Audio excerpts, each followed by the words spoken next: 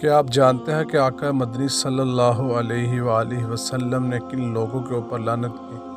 جن پر آقا مدنی صلی اللہ علیہ وسلم نے لعنت کی تھی ان میں سے ایک شخص وہ بھی تھا جو کتمان علم کرتا ہو، یعنی علم کو چھپاتا ہو، اس کو معلوم بھی ہے لیکن اس کا مسلک ساتھ نہیں دیتا، اس کی جماعت ساتھ نہیں دیتی، اس کے اپنے کام کے اندر رکاوٹ ہے، اس لیے وہ دین کی بات پر خاموش ہو جاتا ہے، وہ دین کی بات کو چھپاتا ہے۔ تو یاد رکھیے ایسے شخص کے اوپر اللہ کے نبی کی، اللہ کی اور مومنوں کی لعنت ہے۔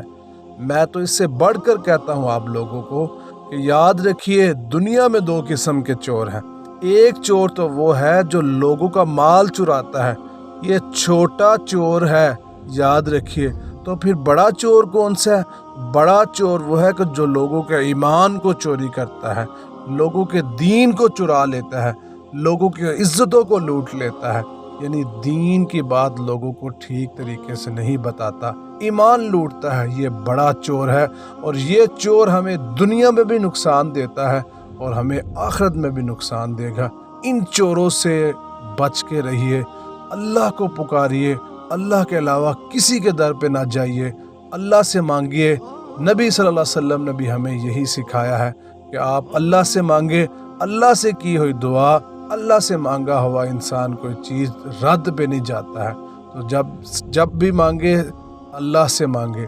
دوسری بات ان لوگوں کے بارے میں ہی اللہ تعالیٰ نے فرمایا کہ کل قیامت والے دن جب اللہ تعالیٰ ان لوگوں سے پوچھے گا ہاں بھائی اب تمہارا کیا کیا جائے، تو یہ کہیں گے یوم تقلب وجوہہم فی النار، جب ان کے کل قیامت والے دن چہرے پلٹے جائیں گے نا آگ میں، تو کہیں گے ہائے اے اللہ کاش تو ان لوگوں کو بھی ہمارے ساتھ لے کر آ جنہوں نے ہمیں اس رستے کے اوپر لگایا۔ تو وہ کون لوگ ہوں گے جنہوں نے ان کو اس رستے کے اوپر لگایا؟ تو یاد رکھیے وہ کون سے لوگ ہوں گے۔ نمبر 1 وہ ان کے پیر بزرگ اور ایسے پیشوا ہوں گے جو ان کو غلط رستے کے اوپر لگاتے تھے۔